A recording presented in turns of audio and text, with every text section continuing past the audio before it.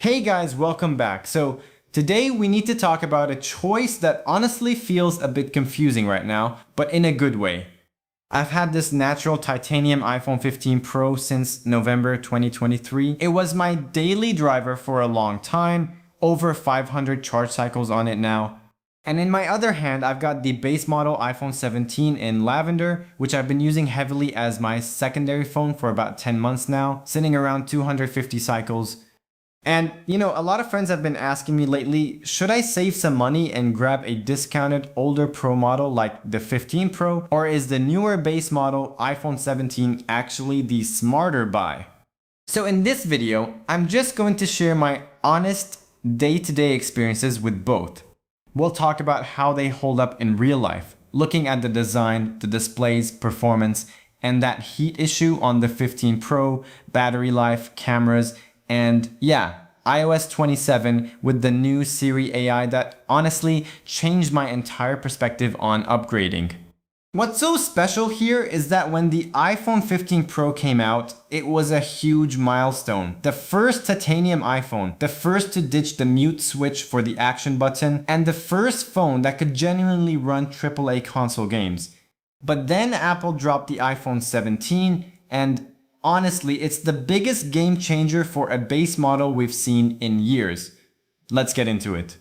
Alright, let's start with how these phones feel in the hand and what you're staring at every day. When the 15 Pro launched, titanium was the big story. It's lighter than the old stainless steel, has brushed edges, and honestly, titanium is just a fantastic, strong material. I don't feel like I have to baby it as much as other phones, even compared to my 17 Pro daily driver.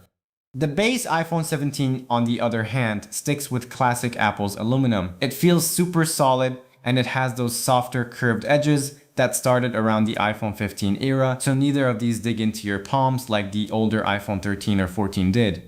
You also get the action button on both of these now. The 17 adds that dedicated camera control button on the side too. For me personally, it's a nice to have feature. Definitely not a must have, so I wouldn't upgrade just for that button. But here is where things get really interesting, the display. For years, if you bought a base model iPhone, you were stuck with a 60Hz display. But on the iPhone 17, Apple finally gave the base model ProMotion scaling from 1 Hz all the way to 120 Hz plus Ceramic Shield 2 and an insane 3000 nits of peak outdoor brightness. Size-wise, the 15 Pro is 6.1 inches, while the 17 bumped up slightly to 6.3 inches. But because the iPhone 17 has much thinner bezels, the physical footprint isn't a massive jump. When you put them side by side, the 17 just looks more modern, brighter under the sun, and finally has that buttery smooth scrolling that used to be locked behind the Pro badge. Now, let's talk performance, and more importantly heat, because specs on paper don't always tell the whole story. On my iPhone 15 Pro, I'm running the iOS 27 beta right now, and Apple somehow made the OS feel even faster and more fluid. Day-to-day, browsing Safari, social media, opening work apps, it is totally smooth. I even ran Geekbench 6 on it and it scored 2914 on single core and 7302 on multi-core. That A17 Pro chip is still a beast, and remember, it was the first chip to run real AAA console level games. But yeah, as a long-term 15 Pro user, I have to be real with you, it has heating issues. When you push it hard with long gaming sessions, it gets warm, sometimes hot. It's not uncomfortably burning, but you definitely notice it. Now, switch over to the iPhone 17 with the A19 chip. Guys, the efficiency and thermal management here are on another level. The A19 is Apple's mature, final 3nm chip. Rumors say the A20 is moving to a 2nm process next, and Apple just perfected the balance between power and heat here. In Geekbench 6, the iPhone 17 pulled 3675 single-core and 9331 multi-core. That is a huge gap. In fact, it outperforms the iPhone 16 Pro Max from last year. Whether I'm playing games or loading up apps, it stays much cooler. And one quick thing to note, both of these phones have 8GB of RAM. Why does that matter? Because on older 4 or 6GB iPhones, apps are constantly reloading in the background. With 8GB on both the 15 Pro and the 17, multitasking is solid, and apps stay open right where you left them. So how does that thermal efficiency translate to battery life? Well, it makes a massive difference. Let's look at my stats. My iPhone 15 Pro is at 86% battery health after 500 plus cycles. Back when it was new, it had a 3274 milliamp hours battery. Today, on a busy day where I'm out and about using camera, GPS, and data, I usually have to charge it twice, maybe plugging it in around 7 p.m. when it hits 20%. It gets through my active hours, but barely. My iPhone 17, it sits at 96% health after about 250 cycles over 10 months. It packs a larger 3692 milliamp hours battery, and paired with that efficient A19 chip and the ProMotion screen, it easily lasts a full day. I pull it off the charger at 8 a.m., use it heavily for streaming, G-Docs, and social media on Wi-Fi, and by 11 p.m. bedtime, I still have 15% to 20% left. Plus, Apple rates these newer batteries to hold 80% capacity through 1000 complete charge cycles, double the rating of the older models. And when you do need to charge, the iPhone 17 supports up to 40-watt wired fast charging, so it recovers juice way faster than the 15 Pro's older charging speeds. Now, we have to talk about software, because iOS 27 is really the dividing line between iPhone's era. Both of these phones support Apple Intelligence because they both have 8 GB of RAM. So the 15 Pro is actually the baseline entry point for Apple's AI era. But iOS 27 changes the game. You know how on iOS 26, Apple Intelligence felt kind of immature? Like honestly, it didn't really feel like true AI yet. With iOS 27, they refined the liquid glass design so you can adjust the tint intensity in settings, introduced a cleaner battery icon, and dropped the all-new Siri AI. You now get a dedicated Siri app right on your home screen, just like using ChatGPT or Gemini, and smarter visual search right inside the camera app. But my favorite practical upgrade is in the Photos app. On iOS 26, the cleanup tool was pretty rough. On iOS 27, even in this early beta on my 15 Pro, the cleanup results are night and day better compared to my other iPhone with iOS 26.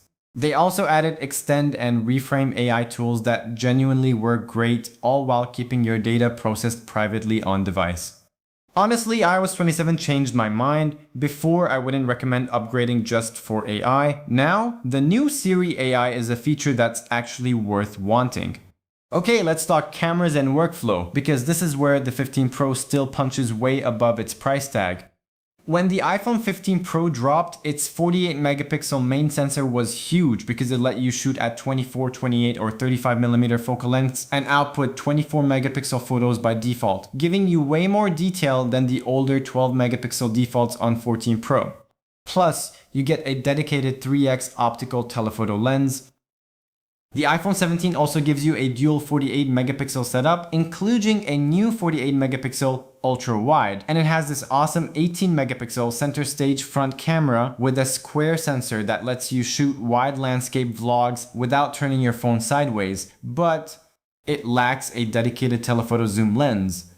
And here is the biggest catch that no one talks about, the port. Yes, both have USB-C, but the iPhone 15 Pro supports USB 3 super fast speeds. If you record large video files or ProRes, you can dump footage to your PC in seconds. The iPhone 17 base model, it uses USB 2 speeds, literally the exact same transfer speed as the old Lightning port. It is painfully slow for big video transfers. Also, if you're a serious video creator, the 15 Pro gives you ProRes, ProRAW, and Apple Log recording. The iPhone 17 base model does not. So let's wrap this up. Which one should you actually spend your money on? Here's my honest recommendation. Go for the iPhone 15 Pro if you are on a budget, but you are into content creation, photography, or video. The price on the secondhand or discounted market right now is an absolute steal. You get premium titanium, a dedicated 3x zoom lens, Apple Log video, super fast USB 3 data transfers, and full access to iOS 27 Apple Intelligence. Just keep in mind the average battery life and that it runs warmer under heavy load. Go for the iPhone 17 if you want the most reliable, future-proof daily driver. There's a reason Q1 reports showed the iPhone 17 as the world's best-selling smartphone. It is incredible value. Apple upgraded the base storage to 256GB without raising the price, gave it a gorgeous 120Hz ProMotion display, thinner bezels, and the A19 chip runs cool with amazing battery life. You also get a brand new battery and warranty. And one final tip on timing. Multiple industry reports suggest Apple is splitting the iPhone 18 release schedule, launching the expensive Pro models in September, but delaying the standard base iPhone 18 until spring 2027. On top of that, analysts are warning of $100 to $200 price jumps across the board due to rising AI memory costs. So the $799 price point on this 256GB iPhone 17 might be the sweet spot for a while. Let me know in the comments which one you'd pick, or if you're running iOS 27 beta yet. Thanks so much for watching, and I'll catch you guys in the next one. Peace.